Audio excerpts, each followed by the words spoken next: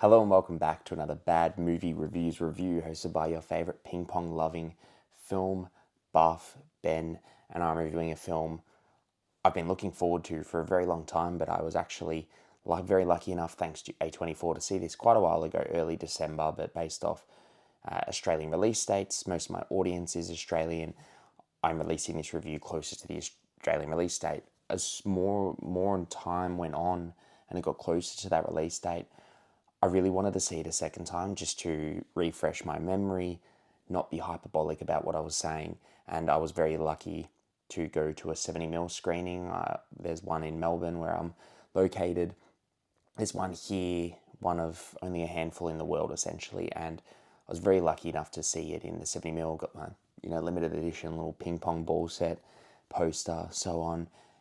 But if you've watched my video of my top 15 films of 2025, you'd actually would have seen that this placed two, as I had already seen it by then. But in terms of my full review, if you're wanting to know my thoughts, I'll start with none other than the fact that this is everything I thought it would be.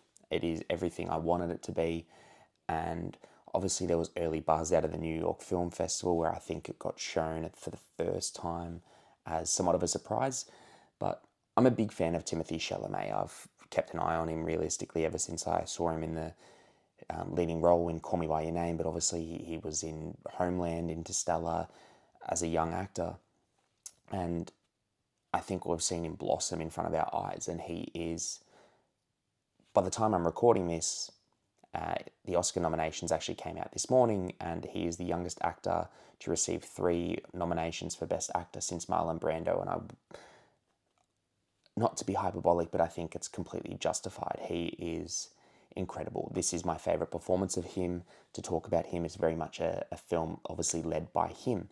He is incredible. He's the most unlikable, likable character in this film, but the confidence he has in this film, the narcissistic levels and the tendencies that he's playing at, it's a role we haven't really seen him in before. He's previously been very likable roles, like Wonka, even Paul Atreides at times. He's a likable character, and depending on obviously his arc in the future, but overall, all the roles we've really seen him in, the only thing I can think of him where he's somewhat unlikable is Lady Bird, but even then, very minimal role.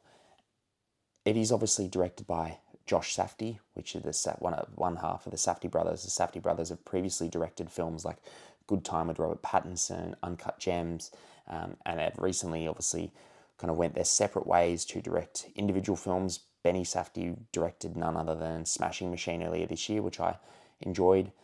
Josh Safdie is very much, in my opinion, the more talented director. As bad as I don't mean that in a bad way, but very much seems like Benny's wanting to go the acting route. He's obviously got a role in The Odyssey. He's been in Oppenheimer. Josh very much seems like he wants to be behind the camera. It is written also by Josh and Ronald Bronstein, who is his writing partner. So they've written before on Uncut Gems and Good Time. It's just a film that's firing on all cylinders, and I compliment it in the best way possible, from everything in front of the camera to behind the camera.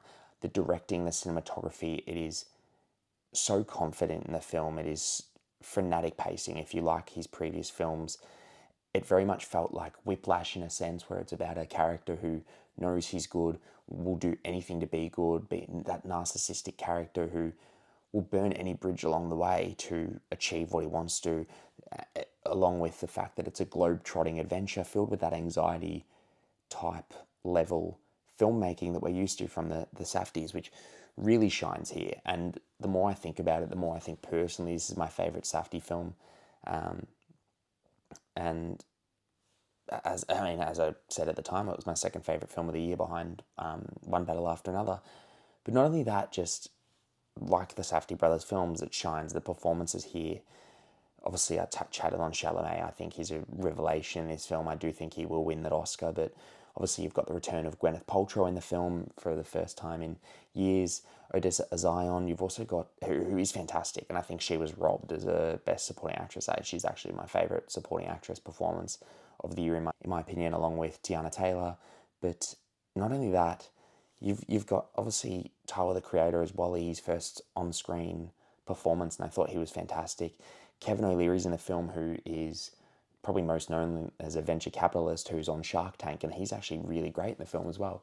But you've just got these very obscure real life performances that really shine. There's no small role in this film. Everyone really has their part and really lands it. But on a whole, it's gorgeous to look at. It's really shining with production, costume, obviously set in that early 50s scene as well. And it just really ties in with potentially the most incredible score. And in my opinion, this is probably the biggest the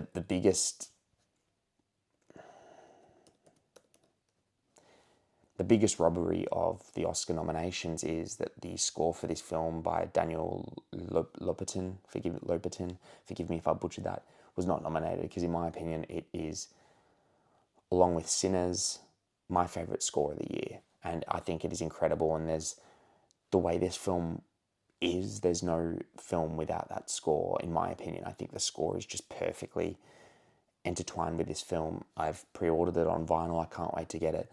But I think it just elevates that film. It is incredible. I've been listening to it on my runs, on my walks every day, because it's just, blood pumping music, and I think it's great. But overall, I can't recommend this film enough. The 70mm showing I went to was sold out. There's no better feeling, there's no better vibe in the world than a sold out cinema screening where everyone is just super excited. But if you have been lucky enough to watch it yet, let me know what you think of the movie below. If you haven't, comment below what you're excited for. Comment below once you've seen it, come back. Let me know. If you like the review, give us a like, follow us more, and we'll catch you next time.